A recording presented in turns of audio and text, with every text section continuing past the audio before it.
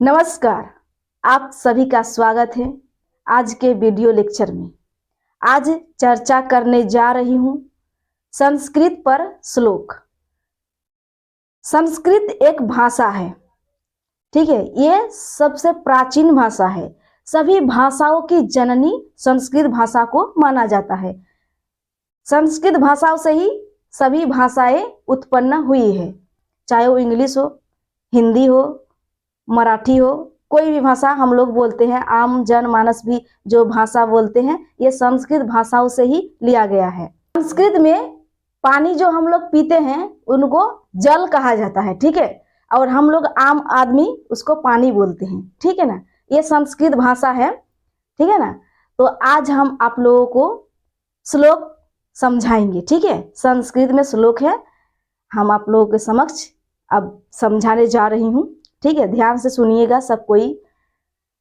श्लोक है, बलि बलम वेति न वेति निर्बल, गुणी गुणम वेति न वेति निर्गुण, पिक वसंतस्य गुण जानति न वायस, करी च सिंहस्य बलम जानति न मूषक।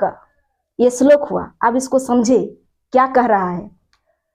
बलि बलम वेति न वेति निर्बल। बलि मतलब कि बल, जो कि बल होता है, बाहु में बल होता है ना, तो ये बल हुआ।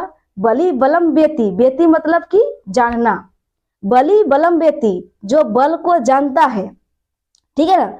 बलि बलम वेति, जो बलि आदमी है वो बल को जानेगा कि बल क्या चीज है, बल से वो लड़ाई कर सकता है, ठीक है ना। ये हुआ शारीरिक बल या मानसिक बल, कोई भी बल हो सकता है, ठीक है ना। बल से कोई भी चीज को जीता जा सकता है। तो बल जो है, बली आदमी ही बल को जान पाएगा। जो निर्बल है वो क्या जानेगा बल क्या है, ठीक है ना। अब दूसरा स्टेज, गुणी गुणम वेति न वेति निर्गुण। गुणी गुणम वेति, जो गुणी व्यक्ति है, जिसके अंदर में क्वालिटी है, जिसके अंदर में गुण है, ठीक है ना, वो गुणी व्यक्ति ही उसको पता लगाएगा कि ये आदमी गुणवान है, ठीक है ना।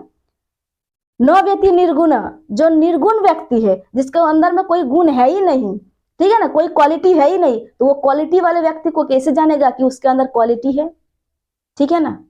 ये हुआ उसका सारांश। अब दूसरा स्टेज में आयो, पिका वसंतस्य गुण जानति न वायस। पिका मतलब होता है कोयल, ठीक है ना।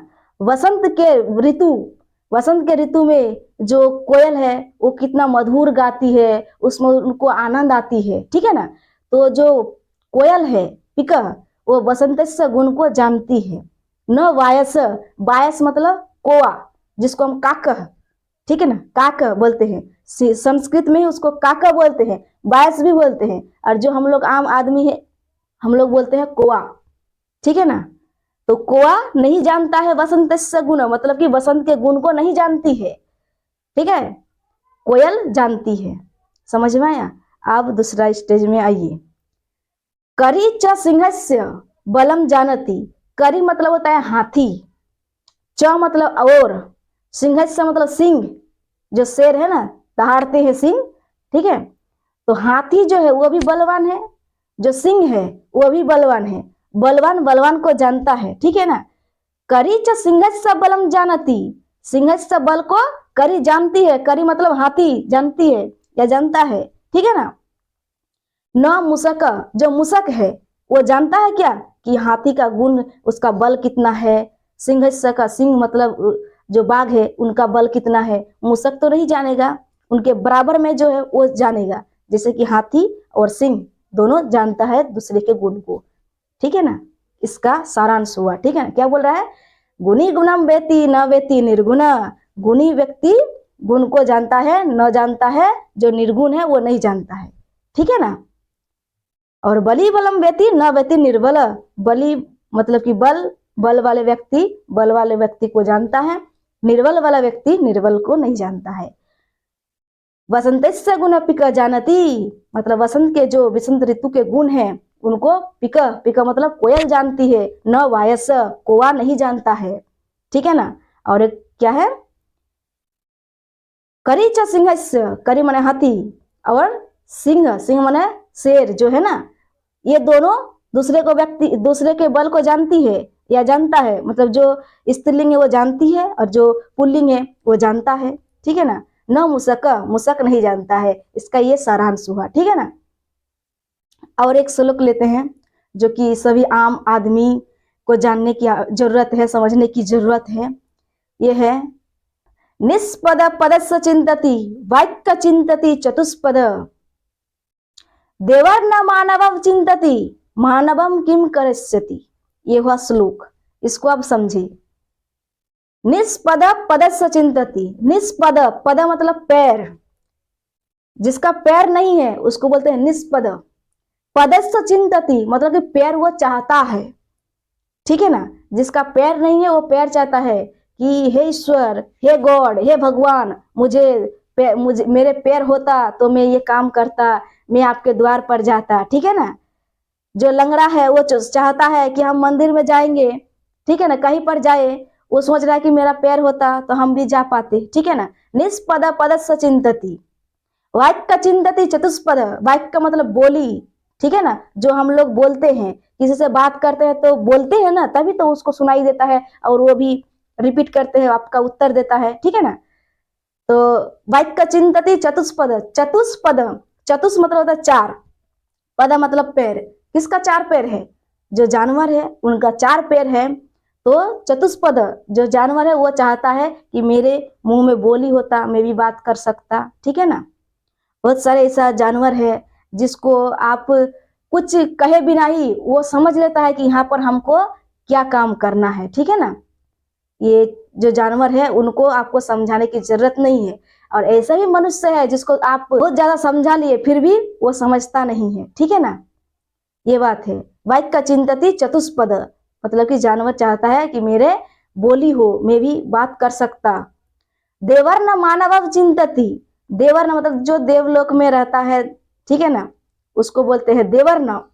मानव चिंतति, मानव मतलब कि मनुष्य कुल में आना चाहता है, ठीक है ना। मनुष्य कुल में एक ऐसा ही वात्सल्य मिलता है कि इस तरह का आनंद किसी भी जीवन में, कोई भी जीवन में नहीं मिलेगा जो मनुष्य जीवन में मिलता है, आनंद वात्सल्य, ठीक है ना। तो देव लोग चाहता है कि हम लोग भी पृथ्वी लोक पर जाए और मनुष्य कुल में जन्म ले ताकि माता पिता का आनंद वात्सल्य प्राप्त करे, ठीक है ना। और चौथा लाइन है, मानवम किम करिष्यति, लेकिन मनुष्य कुल में जो आया है वो नहीं सोचता है कि मनुष्य कुल में हमको क्या करना है, क्या अच्छा चीज है, क्या बुरा चीज है, किसको करना है, किसको नहीं करना है, ये नहीं सोचता है, ठीक है ना। तो मानव को सोचना चाहिए कि हम लोग क्या विकसित कर सके, कौन सा अच्छा चीज है उसको करे, ठीक है ना। मानवम किम करिष्यति, मानव को क्या करना है ये सोचना है, ठीक है ना।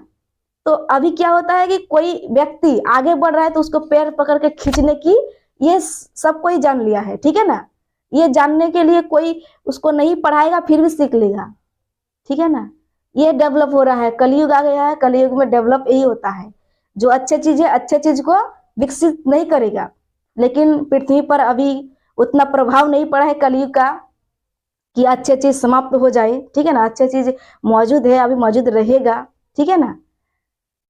तो आप लोगों के समक्ष ये दो श्लोक हम एक्सप्लेनेशन किए, आप लोग अच्छे से देखिएगा, ठीक है। और यदि आप लोगों को कोई भी श्लोक के बारे में जानकारी प्राप्त है, संस्कृत हम पढ़ाएंगे जो भी क्लास है, ठीक है ना। क्लास 6, 7, 8, 9, 10 इस सब में संस्कृत है, ठीक है ना। सभी क्लास में संस्कृत है। संस्कृत की पढ़ाई या अदर सब्जेक्ट, हिंदी हो, इंग्लिश हो, मैथ हो, साइंस हो, हिस्ट्री हो, जियोग्राफी हो, पॉलिटिकल हो, सब कुछ पढ़ाई यहाँ पर होता है, ठीक है ना, ट्यूशन क्लास में।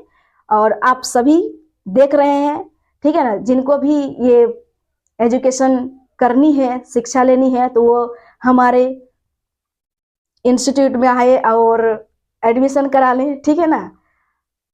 और संस्कृत ऐसा सब्जेक्ट है जिसको जानने की बहुत ही आवश्यक है, जितने भी लोग हैं सभी को आवश्यकता है।